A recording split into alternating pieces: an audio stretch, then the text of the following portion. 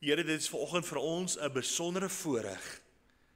Here, nie net omdat dit nie op 'n Sondag is nie en ons hier in U woning bymekaar is nie, maar Here, 'n besondere dag wat ons kan gedenk vanuit die geskiedenis.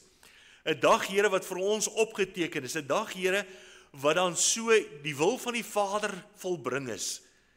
Here, waar U vir ons mens geword het, waar U vir ons 'n lewe geleef het wat ons as mense kan nastreef, 'n voorbeeld wat U vir ons was. Here, 'n voorbeeld tot die dood. Here, vir U was dit belangrik om te kom doen wat die Vader U voorgestuur het. En dankie, Here, dat U dan so, Here, al was dit selfs vir U moeilik, Here, al het U sweet soos bloeddruppels geword, Here, al het U gebid, Vader, as dit U wil is, laat hierdie beker by my verbygaan. Dankie, Here, dat U dan so einduit vir ons U lewe geleef het tot verheerliking van die Vader, dat U vir ons gesterf het aan die kruis. Here, dat U daardeur vir ons sondes betaal het. En daarom, Here, dankie, dat U dit in ons plek gedoen het. Dat ons daardeur, Here, kinders van U kan wees. En daarom, Here, wil ons kom bid en vra, dat U opnuut net in ons harte sal inwerk, dat ons, soos wat U beloof, U hier teenwoordig is. Here, dat U ons harte sal vervul met U teenwoordigheid. Here, dat ons U sal eer met alles wat ons doen. Here, terwyl ons besef, ons elkeen is ook hier om 'n doel te dien. Here, ons is nie maar net hier om 'n lewe te leef en 'n lewe te eindig op die einde nie. Maar Here, daar's 'n doel hoekom ons hier is.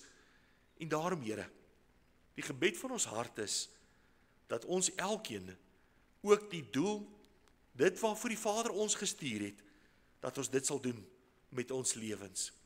Daarom, Here, word U ook in en deur ons lewens dan verheerlik. Here, ons slaan ons op na die berge, want waar sal ons hulp vandaan kom? Ons hulp is van U alleen, Here, wat hemel en aarde gemaak het. Gemeente, genade, barmhartigheid en vrede word die geskenk van God ons Vader en Jesus Christus ons Here, deur die kragvolle werking van die Heilige Gees. Amen. Baie dankie, vriende. U is welkom om die sitplekke in te neem. En dan gaan ons heerlik saam ook in die teenwoordigheid van die Here 'n tyd spandeer, 'n voorreg wat ons het op hierdie dag, om dan die Here se lewe te gedenk, maar ook dan om dit toepaslik te maak in ons lewens, om te vra, Here, wat wil U hê? Hoe moet ek lewe? En daarom wat ons reeds dan die tema ook vir U aangestuur het, laat dit bekend wees. En laat dit bekend wees, is nie net 'n boodskap wat geëindig het met Petrus en Johannes wat voor die raad verskyn het nie. Maar laat dit bekend wees, moet ons lewenslesese wees. Moet ons doel met ons lewe wees, dat ons kan voortgaan met dit wat begin is, vervul met die Heilige Gees, afhanklik van die Heilige Gees, om verder te gaan vertel. Ons gaan saam lees Handelinge hoofstuk 4, maar net ter inleiding van Handelinge 4. Handelinge is 'n boodskap met die geboorte van die kerk.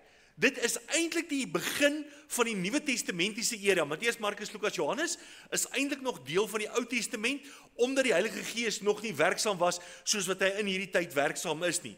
So met ander woorde, Handelinge begin nou, waar Jesus Christus opgevaar het na die hemel. So Handelinge is nou waar die Heilige Gees uitgestort word, waar ons dan in krag van die Here kom om die evangelie te gaan bekend laat word. Nou, die gedeelte wat ons gaan lees in Handelinge 4, word Petrus en Johannes voor die Joodse raad gedaag, waar hulle moet getuig oor waarmee hulle besig is, wat 'n preek doen hulle, wat 'n skrifgedeeltes hang hulle aan. En dan praat hulle terug en hulle verwys na Jesus Christus wat gekruisig is.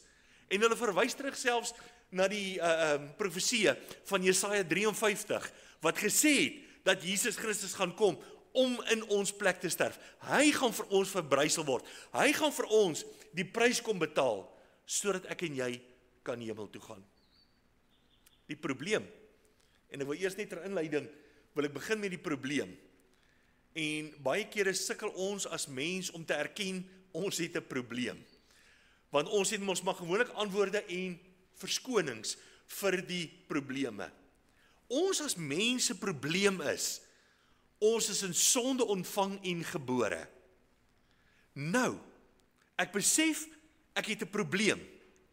Ongeag of ek dit nou wil erken of nie, en nou hoe ek dit ook al wil toepas in my lewe, ek is in sonde ontvang en gebore, en die woord leer ons, dat ek van geboorte af reguit op pad hel toe is. En dat ek in myself nie die Here kan verheerlik nie, dat ek myself nie kan red nie. Dis amper soos iemand wat in die see van 'n boot afgeval het, nou dryf hy daar in die see. Nou wil hy homself en sy hare optel uit die water uit, om homself te red. Dis onmoontlik. Ons het iemand nodig, om vir ons 'n reddingsboei te gooi, om ons te help in die nood waarin ons is.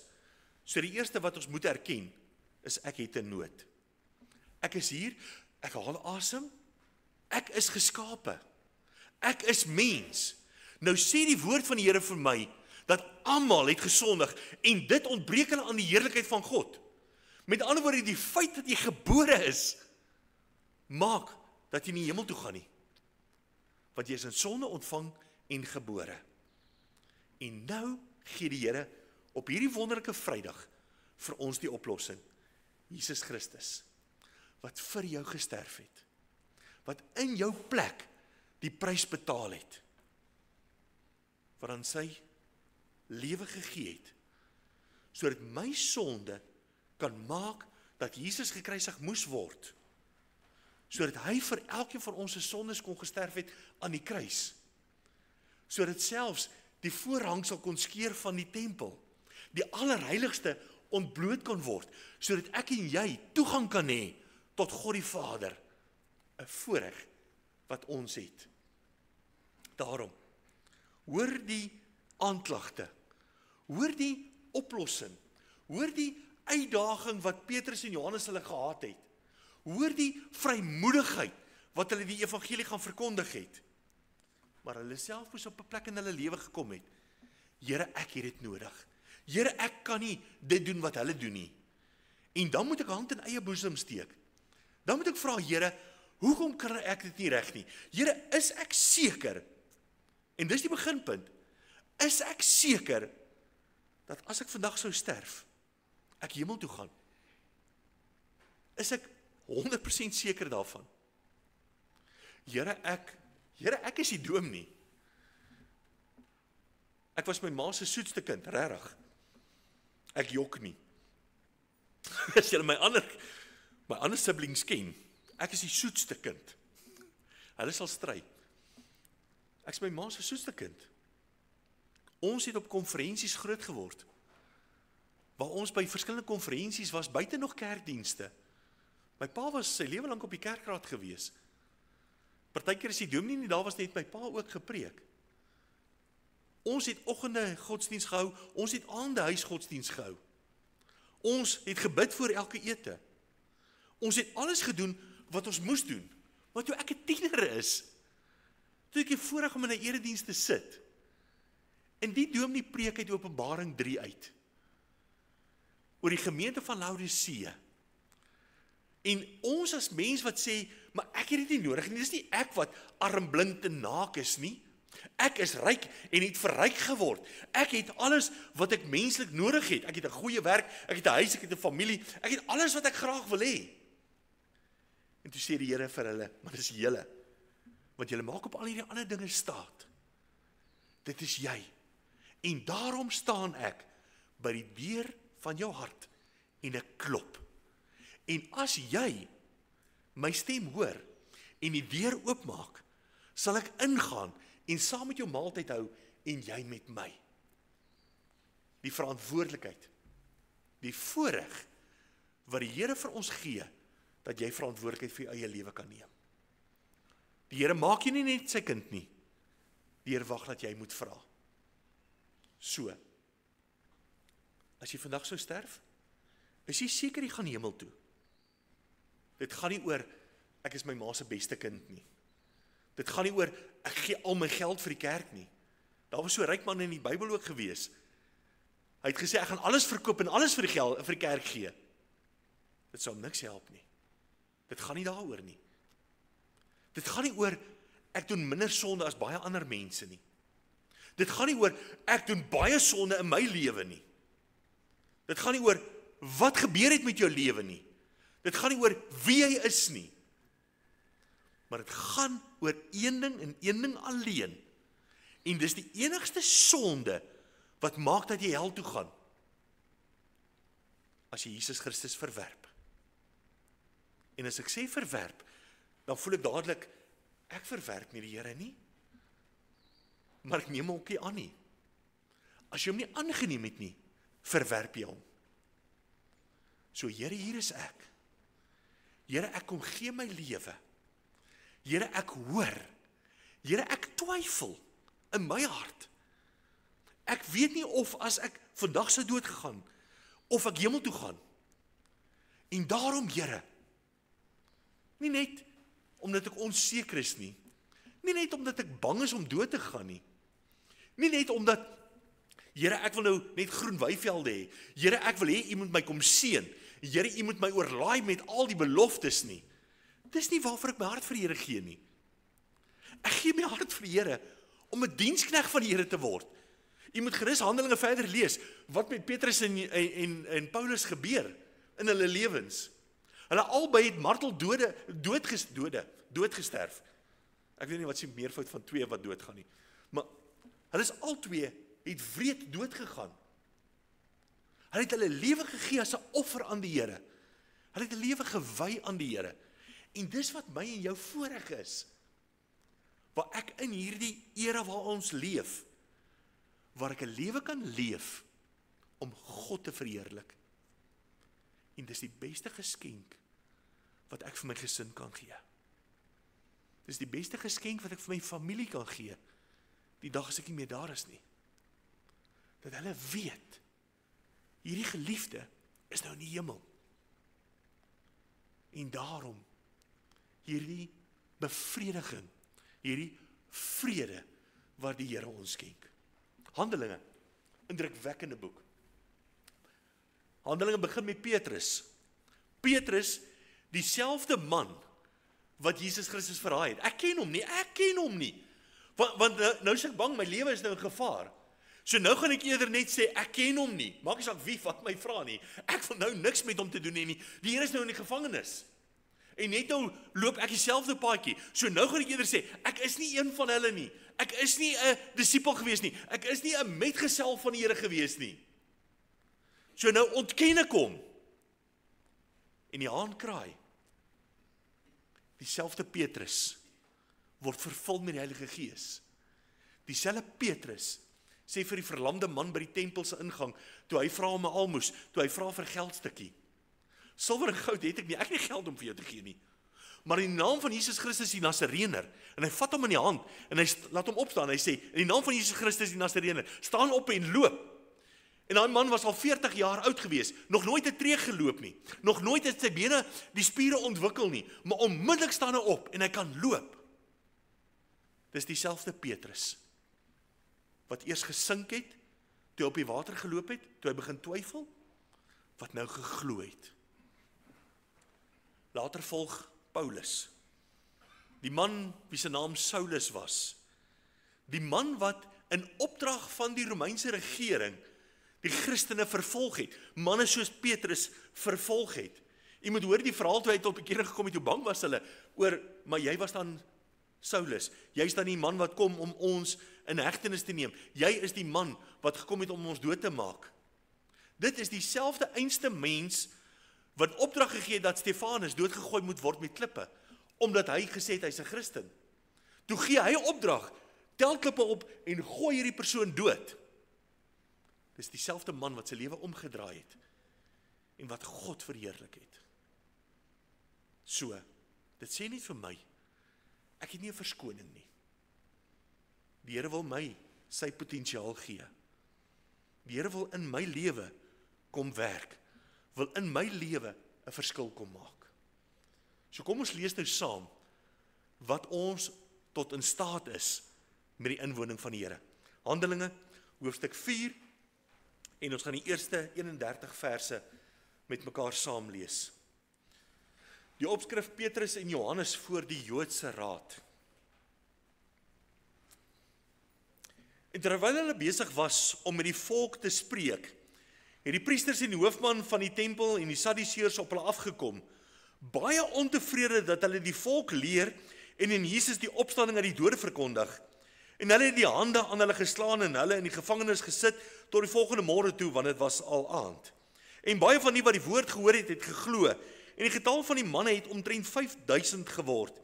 Die volgende dag kom toe hulle owerstes en ouderlinge en skrifgeleerdes in Jerusalem bymekaar, ook Annas, die hoofpriester, en Kajafas en Johannes en Alexander, en almal wat van die hoofpriesterlike familie was. As ek net vir 'n oomblik kan onderbreek. Dis die mense wat in beheer was van die kerk van daardie tyd. Hulle kom bymekaar om nou 'n kerkraadsvergadering te hou. En toe hulle voorgebring het, vra hulle, deur watter mag en deur watter naam het julle dit gedoen? Daarop sê Petrus, baie belangrik, vervul met die Heilige Gees aan hulle, owerstes van die volk en ouderlinge van Israel. As ons vandag ondervra word oor 'n weldaad aan 'n siek man, waardeur hy gesond geword het, laat dit bekend wees aan julle almal en aan die hele volk van Israel, dat deur die naam van Jesus Christus die Nasareëner, wat julle gekruisig het, maar wat God uit die dode opgewek het, dat deur hom, hierdie man, gesond voor julle staan. Hy is die steen wat deur julle die bouers verag is, wat 'n hoeksteen geword het, en die saligheid is in niemand anders nie, want daar is ook geen ander naam onder die hemel, wat onder die mense gegee is, waardeur ons gered moet word nie. En toe hulle die vrymoedigheid van Petrus en Johannes sien, en verstaan dat hulle ongeleerde en eenvoudige manne was hulle verwonderd, en het hulle as metgeselle van Jesus herken. En omdat hulle die man wat genees was by hulle sien staan, kon hulle niks daarteen sê nie. En hulle het hulle toe gelas om buitekant die raad te gaan en met mekaar beraadslag en gesê, wat moet ons met hierdie manne doen? Want dat daar 'n kennelike teken deur hulle plaasgevind het, is duidelik vir al die inwoners van Jerusalem. Ons kan dit nie ontken nie. Maar dat dit nie nog meer onder die volk versprei word nie, laat ons hulle dreig om nie meer in hierdie naam met enige mens te spreek nie. En hulle het hulle geroep en hulle bevel gegee om in die geheel nie in die naam van Jesus te spreek of te leer nie. Toe antwoord Petrus en Johannes en sê vir hulle, of dit reg is voor God om julle meer gehoorsaam te wees as God, moet julle self beslis. Want vir ons is dit onmoontlik om nie te spreek oor wat ons gesien en gehoor het nie. En nadat hulle nog dreigemente bygevoeg het, aangesien hulle geen rede kon vind om hulle te straf nie, het hulle ter wille van die volk hulle losgelaat, want almal het God verheerlik oor wat gebeur het. Want die man aan wie hierdie teken van genesing plaasgevind het, was meer as 40 jaar oud. En nadat hulle losgelaat was, het hulle na hulle eie mense gegaan en alles vertel wat die owerstes en die ouderlinge aan hulle gesê het. En toe hulle dit hoor, het hulle eendragtig die stem tot God verhef en gesê, hierdie manne luister nie. Hulle gaan doen toe presies wat hulle gesê het hulle nie moet doen nie. Here, U is die God wat die hemel en die aarde en die see en alles wat daarin is gemaak het. Wat deur die mond van die knegt Dawid gesê het, waarom het die nasies gewoed en die volke nietige dinge bedink? Die konings van die aarde het saamgestaan en die owerstes het saam vergader teen die Here en teen sy gesalfde, want waarlik, Herodes en Pontius Pilatus het saam met heidene en die volke van Israel vergader teen U heilige kind, Jesus, wat U gesalf het, om alles te doen wat U hand en U raad vooruit bepaal het om plaas te vind. En nou, Here, let op hulle dreigemente en gee aan die diensknegte om met alle vrymoedigheid U woord te spreek, deur te U hand uitstrek tot genesing en tekens en wonders deur die naam van U heilige kind Jesus plaasvind. En toe hulle gebid het, is die plek geskit waar hulle saam was en hulle is almal vervul met die Heilige Gees en die woord van God met vrymoedigheid gespreek. Ons lees net tot daar uit die woord van die Here saam. Ons tema kom uit vers 10 van ons geleesde gedeelte. Laat dit bekend wees aan julle almal en aan die hele volk van Israel, dat deur die naam van Jesus Christus, die Nasareëner, wat julle gekruisig het, maar wat God uit die dode uit opgewek het, dat deur hom hierdie man gesond voor julle staan. Ons tema, laat dit bekend wees. Laat dit bekend wees, kom van die Griekse woord dat gnosis, gnosis wat beteken om kennis te versamel, met ander woorde, om iets te bestudeer, maar hierdie woord beteken nie noodwendig, ek weet wie is Donald Trump, ek het nou al gehoor van hom, ek het nou al foto's gesien van hom, ek het al gehoor hoe hy praat, ek weet nou al min of meer waarmee hy besig is, ek weet nou wie is ons president. Nou kan ek eens vinnig onthou wie is ons president nie. Maar in elk geval, so daar is algemene kennis wat ons elkeen het oor algemene dinge in hierdie lewe. Ek jammer. Nee, ek kan nog steeds nie onthou nie. Maar dit is in elk geval kennis wat net tydelik is. Dit gaan nie oor hierdie kennis nie. Dit gaan oor laat bekend wees, hartskennis. Want die kennis wat ek het, as ek die woord van God leer, as ek die woord van God hoor, wat sê, ek is in sonde ontvange gebore, wat hoor, dat ek gaan hel toe, as ek die Here nie aanneem nie, as ek nie vir die Here sê, Here, ek wil u kind wees nie, dit is so eenvoudig as wat dit is. As ek dit nie doen nie, nou het ek hierdie kennis, ek moet kom toepas in my hart, ek moet 'n reaksie hê op dit. En dit is wat Petrus en Johannes kom sê, laat dit bekend wees. Nie net ons wil praat omdat ons moet praat nie. Ek wil nie 'n dominee wees, ek wil nie 'n evangelis wees, ek wil nie 'n sendeling wees, net om te gaan praat oralste nie. Maar ek wil hê dit moet 'n inslag in jou lewe maak. Dit moet vir jou lewensveranderend wees. Veral as jy besef dat ons almal is op pad hel toe. Maar as ons die potensiaal kan raak sien, wat God se inwoning in ons lewens kan bewerkstellig, in ons lewens. Met ander woorde, dit moet soos sout wees, wat jou dors maak. Dit moet soos lig wees, wat jou die pad kan aanwys. Laat dit bekend wees. Laat dit weerklank vind in my eie lewe. Laat ek dan daarin wil deel. So met ander woorde, Johannes en Petrus gaan verkondig die woord en hulle sê, Here, laat daar tekens wees. Here, laat daar wonderwerke wees. Here, laat daar mense se lewens verander as gevolg van hierdie woord. En dit is ons begeerte, sodat ons 'n verskil kan gemaak in die wêreld daar buite. Ek het 'n verantwoordelikheid wat ek moet nakom. Handelinge 8, 'n baie interessante verhaal, bietjie later in Handelinge. Handelinge 8 vers 30 tot 31 sê, en dit is nou waar Filippus na die hofdienaar van Ethiopië gevoer is, en waar hy toe langs sy wa loop, terwyl hy besig is om terug te gaan na sy land toe. En nou vra Filippus vir die hofdienaar van Ethiopië, verstaan jy wel wat jy lees? En hy lees uit Jesaja 53 uit. En hy antwoord, hoe kan ek tog as niemand my die weg wys nie? Toe vra hy Filippus om op te klim en by hom te kom sit en vir hom dan so hierdie gedeelte bekend te maak. Hoe kan ek, as niemand my verduidelik waaroor hierdie woord gaan nie? Hoe kan ek, want dan bly dit net eenvoudige dooie boekkennis. Hoe kan ek dit kom toepas in my lewe, as niemand vir my kom wys, kom sê hoe dit in hulle lewe dit gewerk het nie? Romeine gee vir ons die rede. Romeine 10 vers 13, want elkeen wat die naam van die Here aanroep, sal gered word. Elkeen, en dis 'n belofte van die Here, elkeen wat die naam van die Here aanroep, sal gered word. So die Here gee 'n onvoorwaardelike belofte. Dit gaan nie oor jou verlede nie.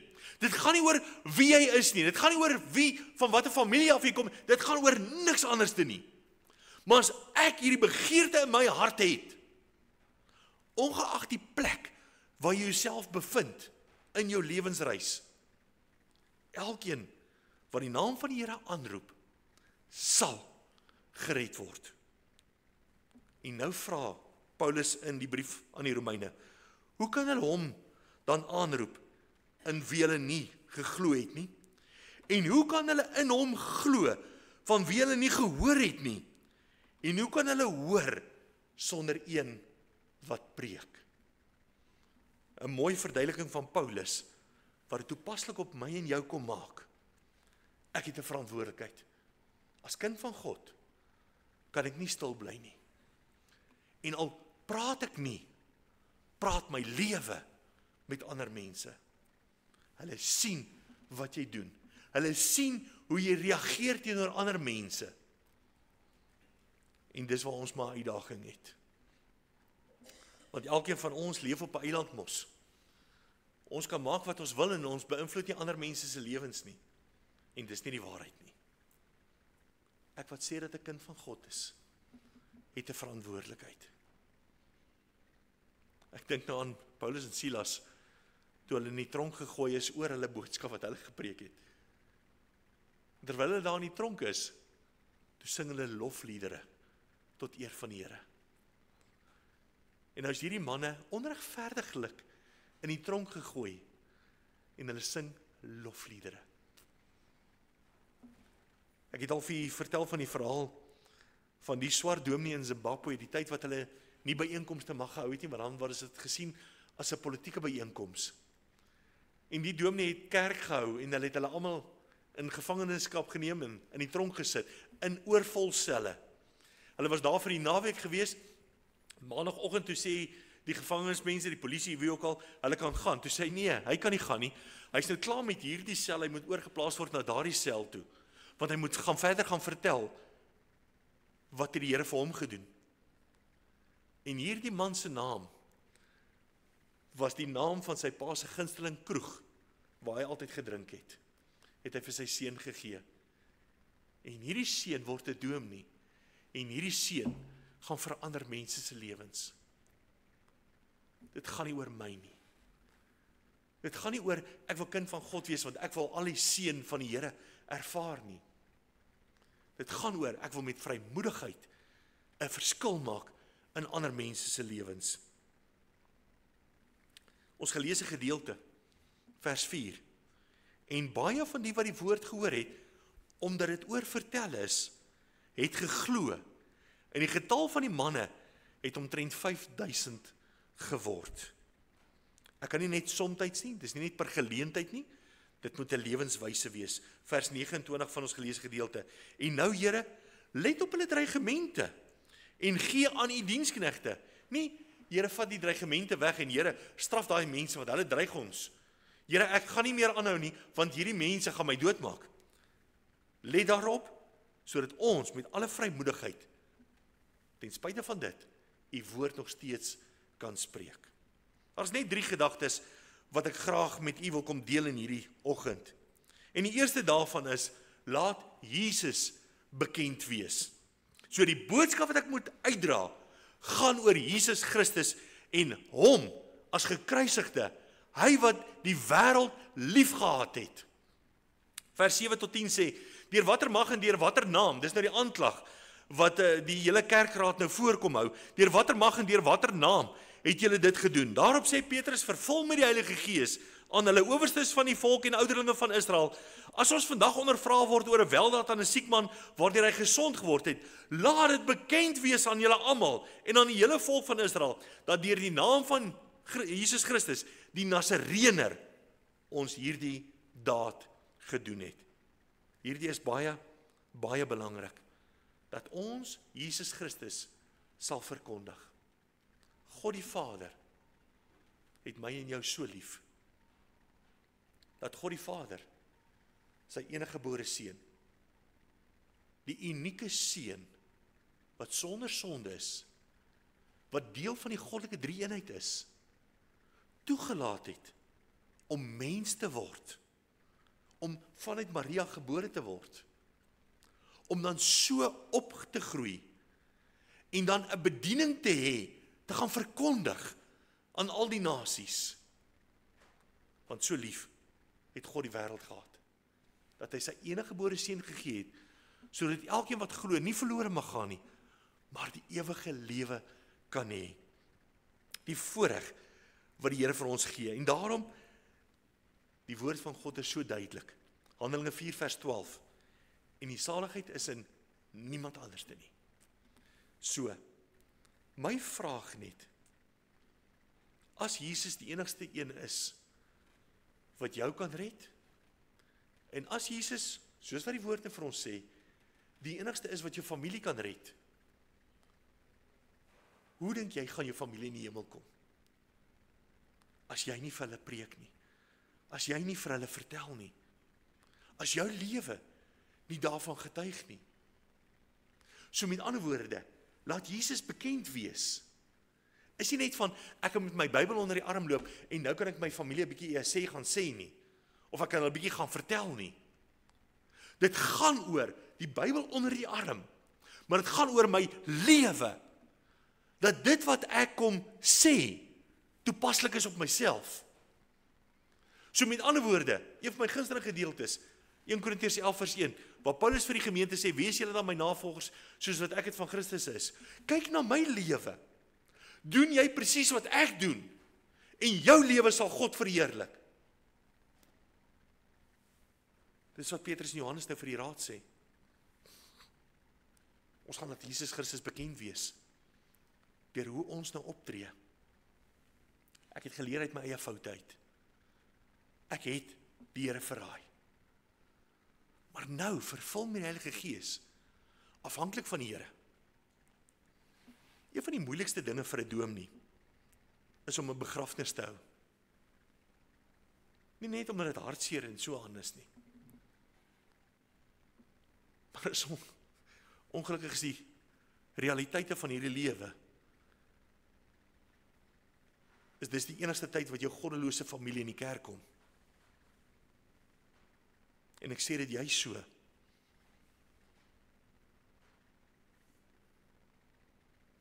Ek was al by begrafnis en ek gaan 4 hulle daarna, dit by 'n kroeg. En dan is ek spyt, ek het 'n begrafnis vir hulle gehou. Hulle kan daai ou by 'n ashoop gaan aflaai het. Want dis sekerlik wat hy verdien. Maar, want so lief het God die wêreld gehad. Dan herinner die Here my weer aan sy liefde vir families wat verlore gaan. Hoor mooi. Jou ma, jou pa, jou boetie, jou sussie, jou tannie, jou hele familie is reguit op pad hel toe, van geboorte af. Maar elkeen moet 'n keuse maak. Ek kan nie vir hulle kies nie. Ek kan nie eens vir my kinders kies nie. Elkeen van ons moet hierdie eie keuse maak. Jou verantwoordelikheid en niemand anders is nie. Ek wil 'n kind van God wees. Ek wil 'n verhouding met die Skepper hê. Laat my lewe Jesus gaan verkondig. So, my redenasie, dis nie my werk om jou familie te gaan evangeliseer nie. Dis nie my werk om vir jou familie te sê nie. Dis jou werk. Dis jou familie. Ek het ook sulke familie, moenie bevrees wees nie. Dis ons elkeen se werk. Se verantwoordelikheid. Nie omdat 'n las my opgelê is nie, maar omdat ek hulle lief het. En omdat die Here hulle lief het, wil ek 'n verskil in hulle lewens gaan maak. So mag die Here ons versterk daarin. Daar's baie bewyse uit die geskiedenis uit verskillende skrifgedeeltes uit, waar die mens en selfs die kerkraad, as ek hulle nou so mag noem, uit Handelinge 4 uit. Ek meen nou, praat Petrus en Johannes en hulle getuig en hulle, die bewyse staan daar. Hulle kan dit nie ontken nie, want die man is daar, wat aangeraak is. Maar, nog steeds is ons blind. Ons wil dit nie erken nie. Ons wil nie Jesus erken nie. Ons wil dit hê soos wat ons dit wil hê. En daarom sal ek botweg weier. En ek sê julle dreig, as julle in hierdie naam bly evangeliseer. Die mense het op hulle bors geslaan, as jy die verhaal onthou met die kruisiging. Toe daar duisternis kom en die voorhangsel van die tempel skeer. Waarlik, sê die gehoor, die omstanders, die nuuskieriges, wat kom kyk het na hierdie gebeure. En dis selfs die Romeinse hoof, wat die kruisiging uitgevoer het. Waarlik, hy was die seun van God. Hulle moes dit erken. Hier word dit erken, maar dit bly eenvoudige boekkennis. Dit verander nie hulle harte nie. Die tweede gedagte, dit wat ons moet bekend laat word, laat Jesus se kruisiging bekend wees. Vers 10 sê baie duidelik, en Petrus sê vir hulle, hierdie Jesus wat julle gekruisig het. Alhoewel ek en jy nie direk daarbey betrokke was nie. Alhoewel ons nie deel van die gehoor was nie, alhoewel ons nie Pontius Pilatus was, wat ons hande in onskuld gewas het en gesê het, doen julle nou maar soos wat julle goed dink om te doen nie. Alhoewel ons nie die Romeinse regering is nie, alhoewel ons nie hierdie kerkraad was, wat in elk geval gesê het, dat Kajafas en almal van hulle, wat ons wil niks met hierdie Jesus te doen hê nie. Alhoewel ons nie een van hierdie persone was nie, is dit nie hulle wat Jesus Christus gekruisig het nie. Jesus Christus was op hierdie aarde om een doel te volbring, om te kom sterf. Daarom al die profeseë, gaan lees gerus Jesaja 53, wat 'n profesie is oor die komende Messias, die een wat in jou plek verbrysel sal word, die een wat vir jou vergifnis bewerk. Jesus Christus moes gekruisig word het, sodat ek en jy vrygespreek kan word. So met ander woorde, al was ons nie daar nie, is dit my skuld. Is ek verantwoordelik vir Jesus se kruisiging. En daarom is ek dankbaar dat dit my skuld was. Want dit is al 'n manier hoe ek vergifnis kan kry vir my sondes. Op 'n stadium het 'n keiser opdrag gegee, dat daar nie van die voedsel, daar was groot droogtes en alles gewees, en ek kan nie so vinnig my herinner in die hele verhaal nie, maar het opdrag gegee, dat daar nie meer as die rantsoene geneem mag word, vanuit die spens en die voorrade nie, en dat heeltyd van die voorraad het verdwyn. En die keiser gee toe opdrag, dat die volgende ene wat dit durf waag, om van hierdie voorraad te neem, dat hulle geslaan moet word, gestraf moet word. En rukkie daarna, toe kom sê hulle, en hulle doen verslag, en hulle sê toe vir hom, dis jou eie moeder, wat van die voorrade gaan steel het, wat vir haar gaan neem het, wat ook al die rede was. En hy besef, sy eie ma, gaan nie hierdie lyfstraf kan oorleef nie. En hy trek sy bootklere uit, omdat hierdie straf uitgevoer moet word, want hy het 'n opdrag gegee. Trek sy bootklere uit, en hy gaan staan oor sy ma, en hy sê vir hulle moet die straf uitdien. Hulle moet die sla op sy rug laat val. Hy vat die straf namens sy ma. Presies wat die Here vir ons gedoen het. Ons staan in 'n aanklag, met menigte aankla teen ons. En dit gaan nie net oor wat 'n sondes jy elke dag doen nie. Maar ons staan skuldig voor die Here. En ons het geen manier om vrygespreek te word nie. En Jesus Christus loop in hierdie hofsaal, en hy sê, ek sal daardie straf dra. Jesus se kruisiging het daardie betaling vir my gedoen, in my plek. Die Here spreek die woorde uit, aan die einde van sy lewe, net voor hy die Gees gee. Johannes 19 vers 30, sê die Here, dit is volbring. Tetelestai, is die Griekse beskrywing. Die term tetelestai, is in daardie tyd gebruik, as ek iets sou koop op skuld, dan het ek geleentheid gehad om die skuld af te betaal, en elke betaling is aangeteken, en dan op die einde, as hierdie skuld ten volle betaal is, dan het hulle groot en rooi letters oor hierdie skuldbrief geskryf, tetelestai. Hierdie skuld wat hier aangeteken is ten volle betaal. Dis wat Jesus kom sê, jou skuld, jou sonde, is ten volle reeds betaal. Ek moet dit net aanneem. Ek moet dit net aanvaar van die Here.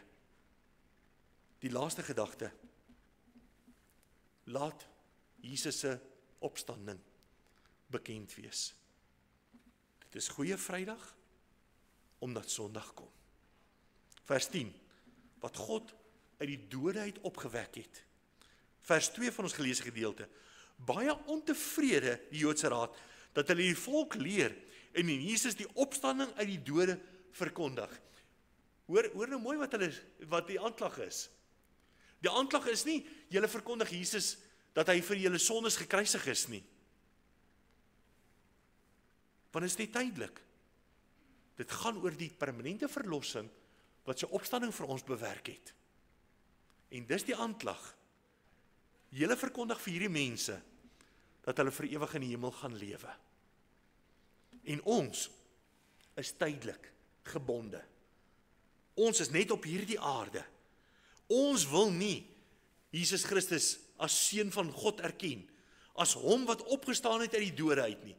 Ons gaan eerder sê, dat rowers in die nag gekom en hom uit die graf uit kom wegneem. Ons gaan eerder sê, dis sy disippels wat hom maar wil gemaak het, omdat die profesie gesê het, hy gaan opstaan. Het ons die graf geseël? Het ons soldate daar geplaas? Het ons voorsorg getref, dat hy nie kan opstaan nie?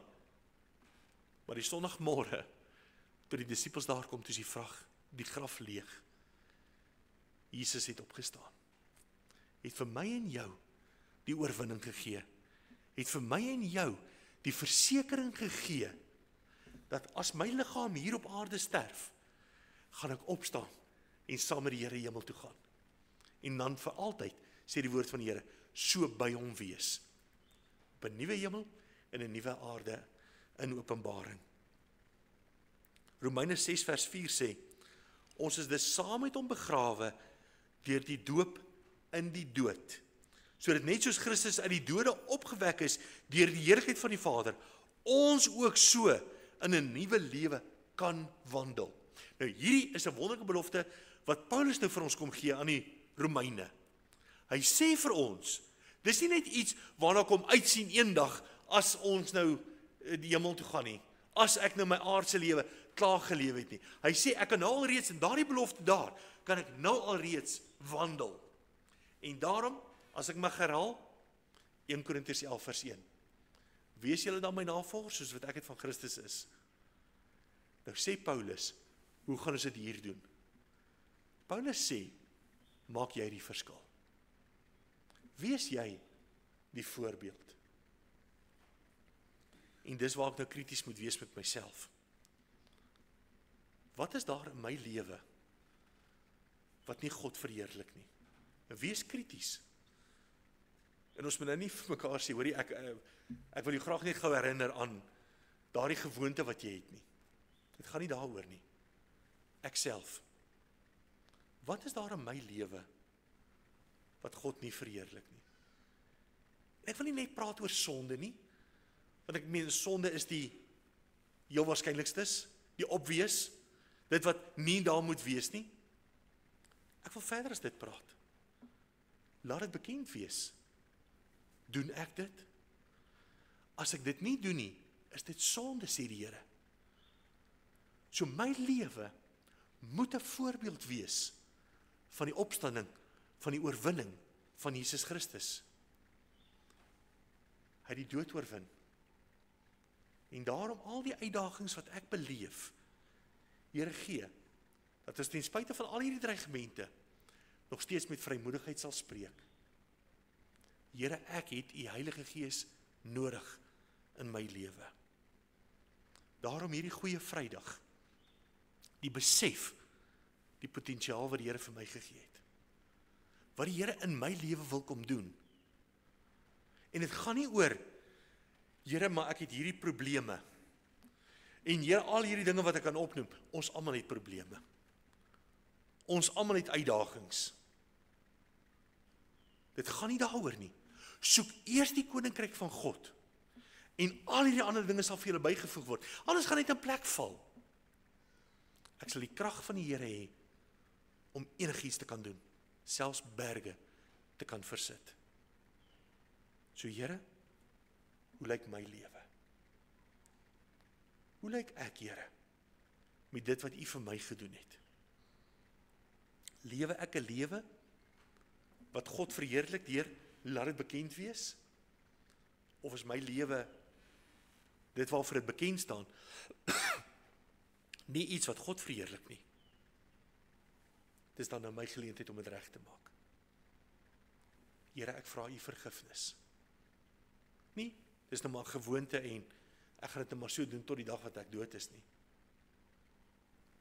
Die Here vra ons moet dit regmaak. Here, help my. Nou, kom ons bid saam. Here, baie dankie vir u groot genade. Dankie Here vir u liefde.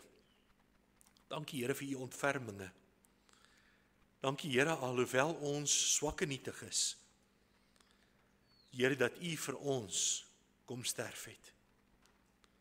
En daarom Here, terwyl ons nou saam bid, Here, waar ons saam u woord hoor, Here, terwyl daar miskien 'n begeerte in 'n hart is, om u aan te neem, om seker te maak 'n kind van God is. Here, dankie dat ons dan nou kan bid. Here, ek maak die deur van my hart oop. Here, u belofte is, dat u inkom, en saam met my maaltyd hou.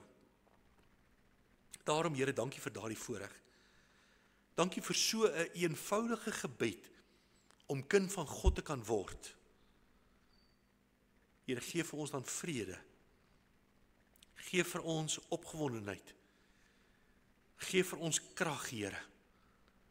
Want nou besef ons het 'n werk om te doen. Here, laat ons getrou sal wees. Laat ons u woord bekend sal laat word, in en deur alles wat ons doen. En Here, dat ons Jesus op ons lippe sal hê, hom as gekruisigde, hy wat vir ons opgestaan het, wat vir ons die oorwinning gee. Here, laat u naam in en deur ons lewens geheilig word. Ons loof en ons prys u naam alleen. Amen.